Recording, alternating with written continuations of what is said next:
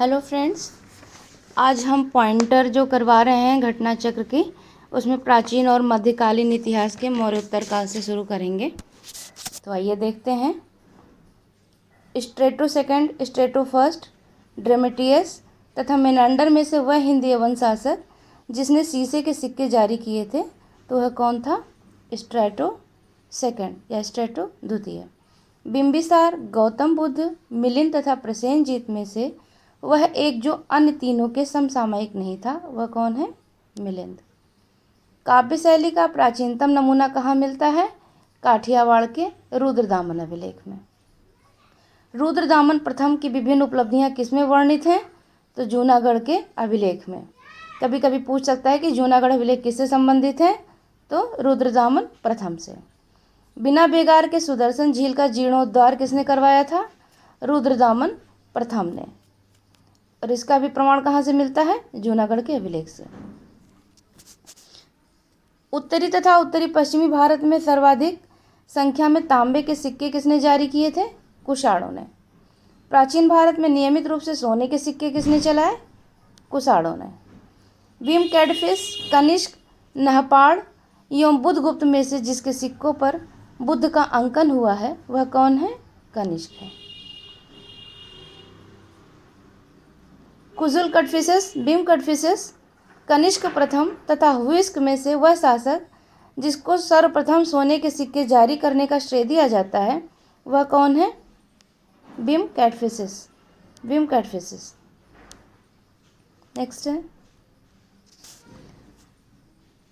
भीम कैटफिसेस, कुजुल कटफिसेस, कनिष्क तथा हर्मवीज में से वह जिसने भारत में स्वर्ण सिक्कों का प्रचलन नियमित उपयोग के लिए कर दिया था, वह कौन है? भीम कैटफिसेस। योधेय सिक्कों पर किसका अंकन मिलता है? कार्तिकेय का। योधेय पर किसका अंकन है? कार्तिकेय का। कनिष्क के सारनाथ बौद्ध प्रतिमा जो अभिलेख है, उसकी तिथि क्या है? 81 तिथि, 81, 81 ईस्वी सन है। और कुषाण शासक कनिष्क का राज्याभिषेक कब हुआ है? 78 ईस्वी सन में। शक संवत प्रारंभ कब हुआ? 78 ईसा में। और विक्रम संवत और शक संवत में कितने वर्षों का अंतर है? 135 वर्ष का। विक्रम संवत का प्रारंभ हुआ था 57 वर्ष ईसा पूर्व। कनिष्क के समकालीन कौन थे? तो अश्वघोष और वसुमित्र। अश्वघोष, चरक, नागार्जुन तथा पतंजलि में से वह जो कनिष्क के दरबार से संबद्ध नहीं था, वह कौन है? पतंजलि। कौन है? पतंजलि।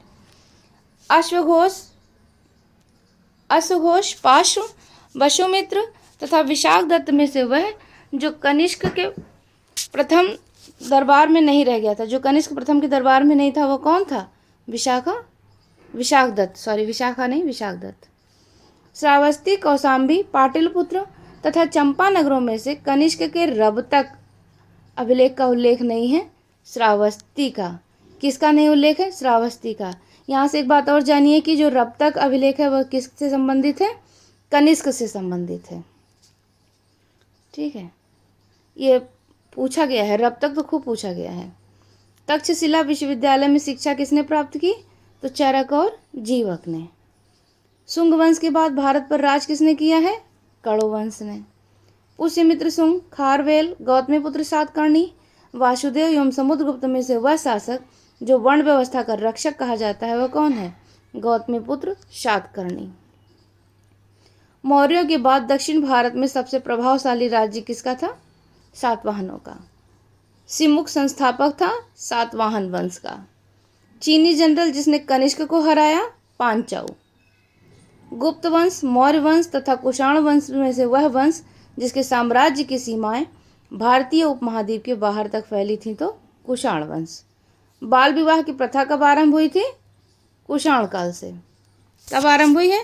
कुषाण काल से। कला की गांधार शैली कब फली फूली है? कुषाणों के ही समय। अब एक तरफ राजवंश है और एक तरफ सिक्के की धातुएं हैं।